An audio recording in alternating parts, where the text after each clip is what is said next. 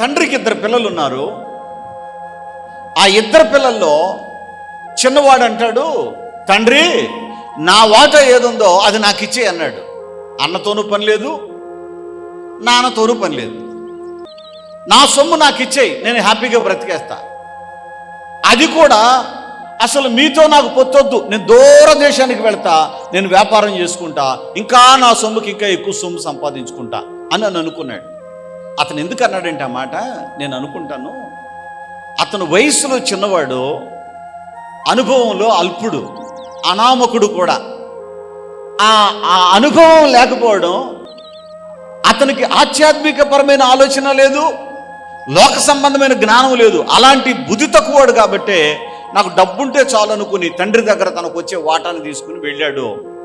చివరికి ఏమైందనంటే, తన దగ్గర సొమ్మున్నంతసేపు బంధువులు ఉన్నారు, చుట్టాలు ఉన్నారు, స్నేహితులు ఉన్నారు, ఆప్తులు ఉన్నారు, ఆత్మీయులు ఉన్నారు, శ్రేయోభిలాషులు ఉన్నారు, లోకంలో చెప్పుకోవడానికి ఎన్ని పేర్లు ఉన్నాయో అన్ని రకాల వాళ్ళు అతనితో ఉన్నారు. బాగా ఎంజాయ్ చేశాడు. తినాలనుకున్న తిండి తిన్నాడు, త్రాగాలనుకున్నది త్రాగాడు, తిరగాలనుకున్నది తిరిగాడు, పిచ్చి పిచ్చిగా బ్రతికేశాడు. చివరికి ఒక సామెత ఉంటుంది, కూర్చొని తింటే కొండలైనా కరిగిపోతాయి. కొన్ని రోజులకి ఏమైందనంటే అతని సంపద అంతా పోయింది. ఇప్పుడు అతనికి మెయింటెనెన్స్ లేదు. ఏమి నమ్ముకుని వెళ్ళిపోయాడు తండ్రిని వదిలేసి?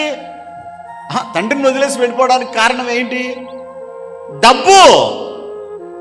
తండ్రిని వదిలిపెట్టి, తండ్రి ఇంటిని వదిలిపెట్టి, తోడపుట్టిన అన్నయ్యను వదిలిపెట్టి, విశాలమైనటువంటి, విస్తృతమైనటువంటి, సుసంపన్నమైనటువంటి, శ్రేష్టమైనటువంటి స్థితిని విడిచిపెట్టి అతను ఎందుకు వెళ్ళాడయ్యా అంటే డబ్బు కోసం. అందుకని ధనమును నమ్ముకునేవాడు చెడిపోతాడు అని చాలా స్పష్టంగా వ్రాయబడి ఉంది.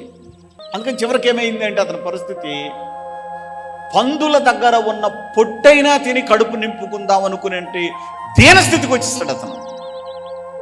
అందుకనే తమ ధనమును నమ్ముకొని వానికి నేను ఎందుకు భయపడాలని అంటాడు కీర్తనాకారుడు. డబ్బును నమ్ముకునేవాడికి నేను ఎందుకు భయపడాలి? మరి డబ్బుని నమ్మాలా, మనుషుని నమ్మాలంటే మనుషుని నమ్మినా మోసమే, డబ్బుని నమ్మినా మోసమే. మరి ఎవరిని నమ్మితే సుఖంగా బ్రతకగలుగుతామండి? అది ఇక్కడ చెప్తున్నాడు చూడండి. ధనమును నమ్ముకొనివాడు పాడైపోవును, నీతిమంతులు చిగురాకు వలె వృద్ధి. నీతిమంతులు ఎలా ఉంటారంట? చిగురాకు వలె వృద్ధి నొందుదురు. ఆమేన్.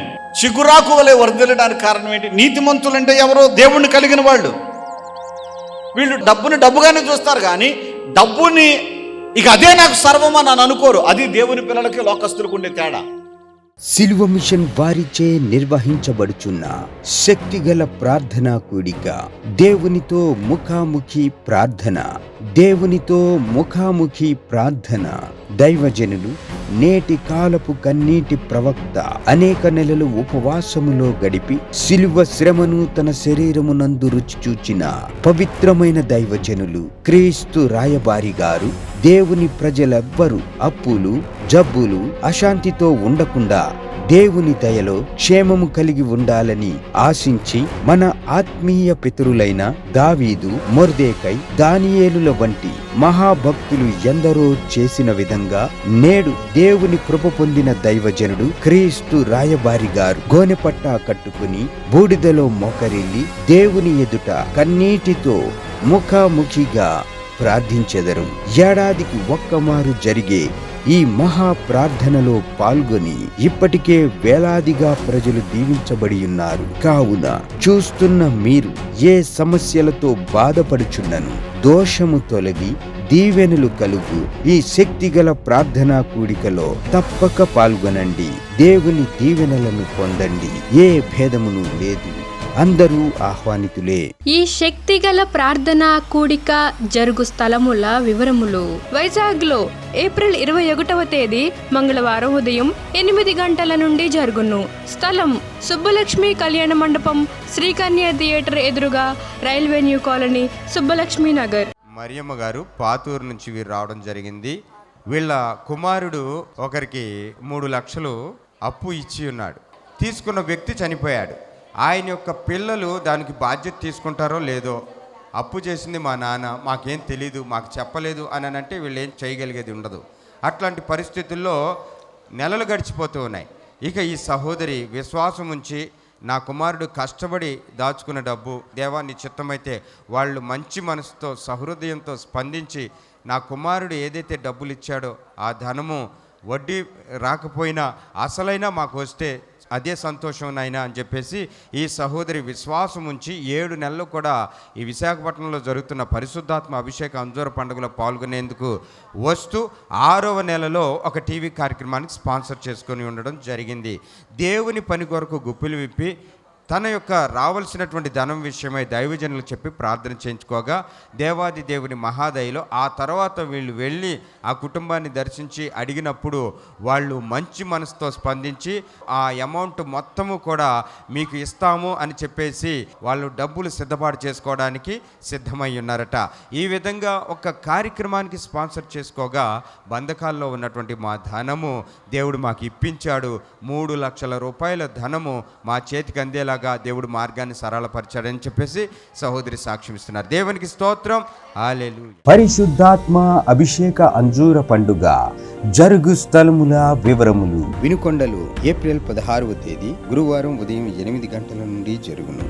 స్థలం గంగినేని గార్డెన్స్, నరసరావుపేట రోడ్, పల్నాడు జిల్లా, వినుకొండ. పెద్ద డోర్నాలలో ఏప్రిల్ 16వ తేదీ గురువారం ఉదయం 8 గంటల నుండి జరుగును. స్థలం కల్వరి స్వస్థతశాల, పోస్టాఫీస్ వెనుక, కర్నూలు రోడ్, పెద్ద డోర్నాల.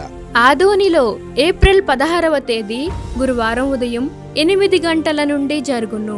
స్థలం international function hall, 2 town police station ప్రక్క రోడ్, ఎస్కేడి కాలనీ, ఆదోని. గుంటూరులో ఏప్రిల్ 19వ తేదీ ఆదివారం మధ్యాహ్నం 3 గంటల నుండి జరుగును. స్థలం LAM high school ground, lodge centre, Brodipet, Guntur. తాడేపల్లి గూడెంలో ఏప్రిల్ 20వ తేదీ సోమవారం ఉదయం 8 గంటల నుండి జరుగును. స్థలం Renuka function hall, flyover bridge ఎదురుగా, కొండయ్య చెరువు రోడ్, కడగట్ల, తాడేపల్లి గూడెం. వైజాగ్లో ఏప్రిల్ 21వ తేదీ మంగళవారం ఉదయం 8 గంటల నుండి జరుగును.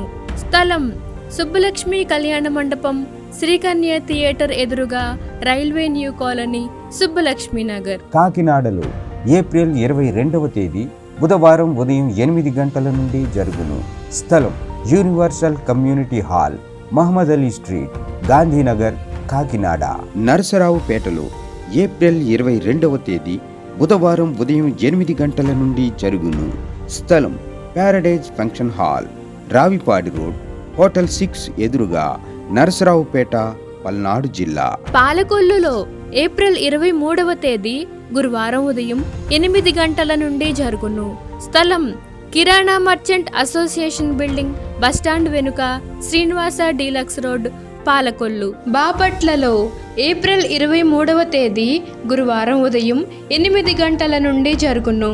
స్థలం MSR కళ్యాణ మండపం, జమ్ములపాలెం రోడ్, బాపట్ల. రాజమండ్రిలో ఏప్రిల్ 27వ తేదీ సోమవారం ఉదయం 8 గంటల నుండి జరుగును. స్థలం Lutheran church ground, Janupeta, church gate, Apsara theatre ఎదురుగా, రాజమండ్రి. అనంతపురంలో ఏప్రిల్ 27వ తేదీ సోమవారం ఉదయం 8 గంటల నుండి జరుగును. స్థలం Sri Padmavathi function hall, old Ramana Ramesh theatre, old town, Anantapuram. నూజివీడులో ఏప్రిల్ 28వ తేదీ మంగళవారం ఉదయం 8 గంటల నుండి జరుగును.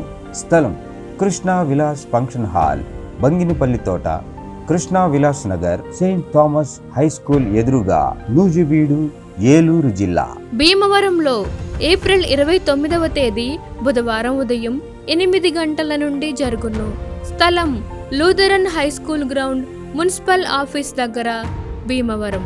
ఏలూరులో ఏప్రిల్ 30వ తేదీ గురువారం ఉదయం 8 గంటల నుండి జరుగును. స్థలం Subhalekha convention, Kandrikagudem centre, Chintalapudi road, Eluru. Donkuru నుంచి రావడం జరిగింది. ఏం పేరు కేముడమ్మ గారు. కొడుకు కోడలికి వివాహమై 10 ఏళ్ళు అవుతుంది. పిల్లలు లేక వాళ్ళు ఎంతో వేదన పడుతూ ఉన్నారు. అయితే గత సంవత్సరం వీరు రావడం జరిగింది. మొదటిసారి ఈ యొక్క విశాఖపట్నంలో జరుగుతున్న పరిశుద్ధాత్మ అభిషేక అంజూర పండుగకి తాను తన కొడుకు కోడలను వెంటబెట్టుకుని వీరు ఇక్కడికి వచ్చారు. దైవజనులు క్రీస్తు రాయబారి గారిని కలుసుకుని వారి చేత ప్రార్థన చేయించుకుని వారు ప్రార్థించి ఇచ్చిన అంజూర ఫలాన్ని విశ్వాసంతో వీరి కొడుకు కోడలు ఇదే స్థలంలో భుజించగా దేవాది దేవుని మహాదయలో ఆయన దయ పొందుకొని ఆ మరుసటి నెలలో ఆమె కన్సీవ్ కావడం జరిగింది. దేవాది దేవుని దయలో వీళ్ళ కోడలు ఇప్పుడు 3వ నెల గర్భవతిగా ఉన్నది. దేవునికి స్తోత్రాలు చెల్లిద్దామండి. పరిశుద్ధాత్మ అభిషేక అంజూర పండుగ జరుగు స్థలముల వివరములు. విజయవాడలో మే నెల 4వ తేదీ సోమవారం ఉదయం 8 గంటల నుండి జరుగును. స్థలం హనుమంతరాయ గ్రంథాలయం, ఏలూరు లాకుల సెంటర్, గాంధీనగర్, విజయవాడ. హైదరాబాద్లో మే నెల 5వ తేదీ మంగళవారం ఉదయం 8 గంటల నుండి జరుగును. స్థలం Saint Thomas Tamil church ground, Alpha hotel వెనుక, Secunderabad railway station road, Secunderabad. ఖమ్మంలో మే నెల 6వ తేదీ బుధవారం ఉదయం 8 గంటల నుండి జరుగును. స్థలం మంచికంటి భవన్, సిపిఎం ఆఫీస్ ప్రక్కన, ఎన్ఎస్టి రోడ్, ఖమ్మం. రేపల్లెలో మే నెల 7వ తేదీ గురువారం ఉదయం 8 గంటల నుండి జరుగును. స్థలం Veeravalli Kotaiah function hall, Uppudi road, Bapatla జిల్లా, రేపల్లె. ఆత్మకూరులో మే నెల 7వ తేదీ గురువారం ఉదయం 8 గంటల నుండి జరుగును. స్థలం డైమండ్ ఫంక్షన్ హాల్, బస్టాండుకు దగ్గరలో, నంద్యాల టర్నింగ్ వద్ద, ఆత్మకూరు. అడ్డాడలో మే నెల 10వ తేదీ ఆదివారం ఉదయం 9 గంటల నుండి జరుగును. స్థలం సిల్వ మిషన్ స్వస్థతశాల, గుడివాడ పామర్రు మధ్యలో, అడ్డాడ. ఒంగోలులో మే నెల 11వ తేదీ సోమవారం ఉదయం 8 గంటల నుండి జరుగును. స్థలం కాపు కళ్యాణ మండపం, బస్టాండు దగ్గర, ఒంగోలు. నెల్లూరులో మే నెల 12వ తేదీ మంగళవారం ఉదయం 8 గంటల నుండి జరుగును. స్థలం జిపిఆర్ గ్రాండ్, ముత్తుకూరు గేటు దగ్గర, మినీ బైపాస్ రోడ్, నెల్లూరు. నంద్యాలలో మే నెల 13వ తేదీ బుధవారం ఉదయం 8 గంటల నుండి జరుగును. స్థలం JK function hall, Saleem Nagar, municipal office దగ్గర, నంద్యాల. కర్నూలులో మే నెల 14వ తేదీ గురువారం ఉదయం 8 గంటల నుండి జరుగును. స్థలం వైఎంసిఏ గ్రౌండ్, రాజ్ థియేటర్ ఎదురుగా, ఆర్ఎస్ రోడ్, కర్నూలు.